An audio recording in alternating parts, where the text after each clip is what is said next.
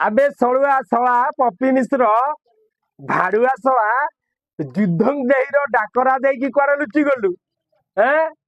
शुणु -50 डिग्री थी ब्लड के युद्धं देही डाकरा दबु ना मन रखिता सला केते कहलु आम गोड़ बोधे ना कैपिटल हॉस्पिटल आम बोधे भर्ती आम पाखे बोधे इंश्योरेंस ना इंश्योरेंस नहीं जाइलु कुआरे गलु सला युद्धं देही डाकरा डाकना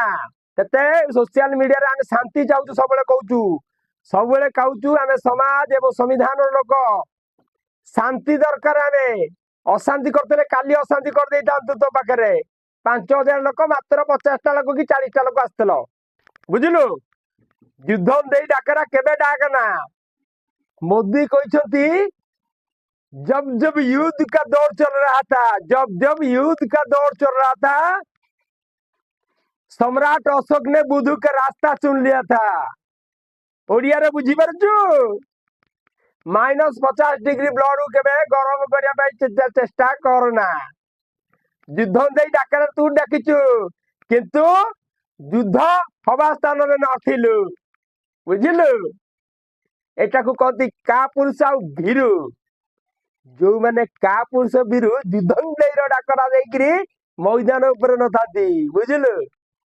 सेमिति केबे कहबुनु ये धर्म सनातन मन रखता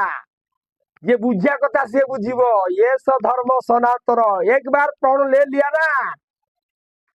तो खेर नहीं मन रखिता एटा सब बेले बुझिलु युद्धं देही डाकरा केबे डाकना आमे शांति चाहूचु मोदी मजे सही कथा कहते बुधंकर देश शांति प्रिय देश आउ एटी ललकार करना आउ युद्धं देही डाकरा डाकना बुझिलु आम हाथ गोड़ सही सलामत आमे घरे अच्छु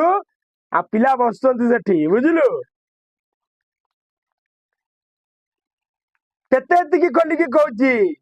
अनिल गाँ को तो जाइलु अनिल ये सब घटना घटनी अनिल आंबेडकर को असम्मान देचु बोली ये सब घटुची बाबा साहेब आंबेडकर को ढाबा साहेब आंबेडकर काउ चित्र आनिक मुंडे बसई फोटो तृतीय है नीलुआ नालुआ भीमुआ नालीअंडा बेंग बुझिलु एटा अनिल नुह मु शशा तमाम सारा ओडिशा वासी को कहि रखे एटा केवल अनिल पाई आमे राजरास्ता को ओल्लै ना आमे ओल्लैचु बाबा साहेब आंबेडकर भारतर संविधान निर्माता आज संविधान प्रणेता युद्धं देही डाकरा केबे डाकिबु नहीं तो गांडी रे दम थिबो जदि डाकिबु बुझिलु -50 डिग्री ब्लड केबे गरम करना बुझिलु तपी गोटे लोक सारा ब्राह्मण समाज बदनाम न हो जाऊ तेते कहूची गोटे लोक सारा ब्राह्मण समाज बदनाम न हो जाऊ आ कौन सी कम्युनिटी गोटे लोक कौन सी कम्युनिटी बदनाम हो जाऊ केवल तम मान जो सारा ब्राह्मण समाज बदनाम मु तो कहूची तमे जदि भाई भाई ताले सला मो भाई माने अछंती तो भौणी को आनिक बाहा कर आमे ठीक जानबू जे तमे भाई भाई रो नारा लगौच तमे जेते जन भाई भाई रो नारा लगौच आम